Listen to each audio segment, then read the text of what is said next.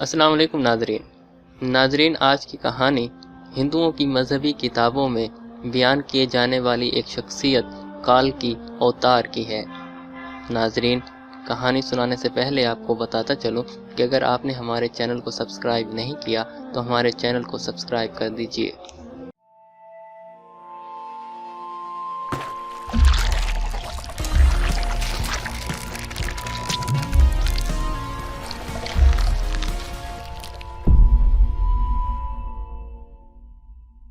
بھارت میں شائع ہونے والی کتاب کال کی اوتار نے دنیا میں ہلچل مچا دی ہے۔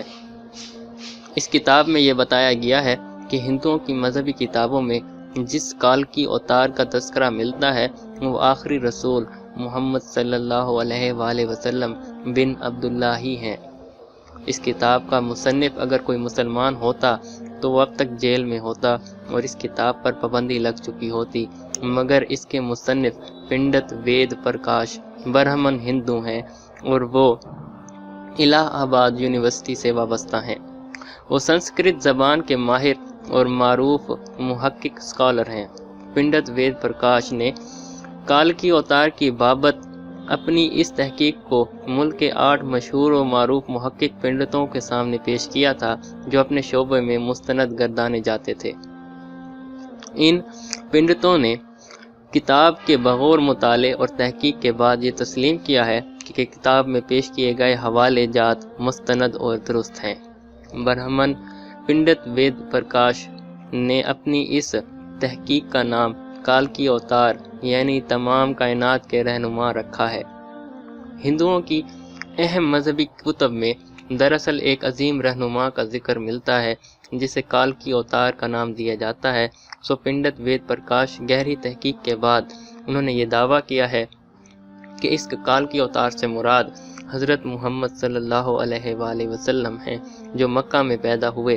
ان کا کہنا ہے کہ تمام ہندو جہاں کہیں بھی ہوں ان کو اب کسی اور کال کی اوتار کا انتظار کرنے کی ضرورت نہیں ہے، بلکہ اس کے لیے انہیں محض اسلام قبول کرنا ہے اور آخری رسول صلی اللہ علیہ وآلہ وسلم کے نقش قدم پر چلنا ہے، جو بہت پہلے اپنے مشن کی تکمیل کے بعد اس دنیا سے تشریف لے جا چکے ہیں۔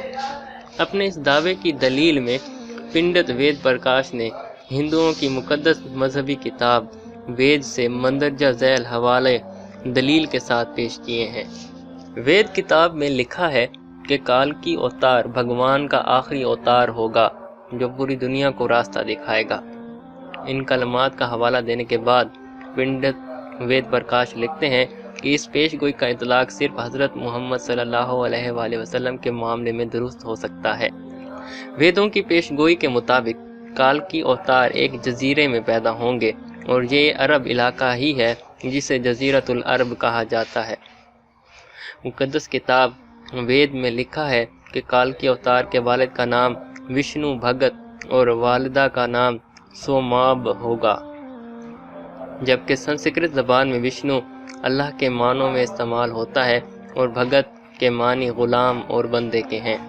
چنانچہ عربی زبان میں وشنو بھگت کا مطلب اللہ کا بندہ یعنی عبداللہ ہوا، اور سنسکرت میں سوماب کا مطلب امن ہے، جبکہ عربی زبان میں آمنہ ہوگا، اور آخری رسول صلی اللہ علیہ وآلہ وسلم کے والد کا نام عبداللہ اور والدہ کا نام آمنہ ہی ہے۔ وید کتاب میں لکھا ہے کہ کال کی اوتار زیتون اور کھجور استعمال کرے گا اور وہ اپنے قول و قرار میں سچا اور دیانتدار ہوگا، اور یہ دونوں پھل حضور اکرم صلی اللہ علیہ وآلہ وسلم کو مرغوب تھے، جبکہ آپ سچائی اور دیانتداری میں تو اس حد تک معروف تھے کہ مکہ میں محمد صلی اللہ علیہ وآلہ وسلم کے لیے صادق اور امین کے لقب استعمال کیے جاتے تھے۔ وید کے مطابق کال کی اوتار اپنی سرزمین کے معزز خاندان میں سے ہوگا، اور یہ بھی محمد صلی اللہ علیہ وآلہ وسلم کے بارے میں سچ ثابت ہوتا ہے کہ آپ قریش کے معزز قبیلے میں سے تھے جس کی پورے عرب میں عزت اور شام و عراق میں پہچان تھی۔ ہماری کتاب کہتی ہے کہ بھگوان کال کی اوتار کو اپنے خصوصی قاصد کے ذریعے ایک غار میں پڑھائے گا۔ اس معاملے میں یہ بھی درست ہے کہ محمد صلی اللہ علیہ وآلہ وسلم مکہ کی وہ واحد شخصیت تھے جنہیں اللہ تعالیٰ نے غار حرا میں اپنے خاص فرشتے حضرت جبرائیل کے ذریعے تعلیم دی۔ ہمارے بنیادی عقیدے کے مطابق بھگوان کالکی اوتار کو ایک تیز ترین گھوڑا عطا فرمائے گا جس پر سوار ہو کر وہ زمین اور 7 آسمانوں کی سیر کر کے آئے گا، اور محمد صلی اللہ علیہ وسلم کا براق پر معراج کا سفر اس پیش گوئی کا مصداق بن کر اسے آپ کی بابت میں ہی درست ثابت کرتا ہے۔ نیز لکھا ہے کہ ہمیں یقین ہے کہ بھگوان کالکی اوتار کی بہت مدد کرے گا اور اسے بہت قوت عطا فرمائے گا، اور ہم یہ جانتے ہیں کہ جنگ بدر میں اللہ نے محمد صلی اللہ علیہ وسلم کی فرشتوں سے مدد فرمائی۔ ہماری ساری مذہبی کتابوں کے مطابق یہ پیش گوئی ملتی ہے کہ کالکی اوتار گھوڑ سواری، تیر اندازی اور تلوار زنی میں ماہر ہوگا۔ پنڈت وید پرکاش نے اس پیش گوئی پر بڑا خوبصورت تبصرہ کیا ہے جو بڑا اہم اور قابل غور ہے۔ وہ لکھتے ہیں، گھوڑوں، تلواروں اور نیزوں کا زمانہ بہت پہلے گزر چکا ہے، اب تو ٹینک، توپ اور میزائل جیسے ہتھیار استعمال میں ہیں، لہٰذا یہ عقل مندی تو نہیں کہ ہم اس دور جدید میں تلواروں، نیزوں اور برچھیوں سے مسلح کالکی اوتار کا انتظار کرتے رہ جائیں۔ حالانکہ حقیقت یہ ہے کہ مقدس کتابوں میں کالکی اوتار کے واضح اشارے حضرت محمد صلی اللہ علیہ وآلہ وسلم کے بارے میں ہیں، جو ان تمام حربی فنون میں کامل مہارت رکھتے تھے۔ ٹینک، توپ اور میزائل کے اس دور میں گھوڑ سوار، تیغ زن اور تیر انداز کالکی اوتار کا انتظار نری حماقت ہے۔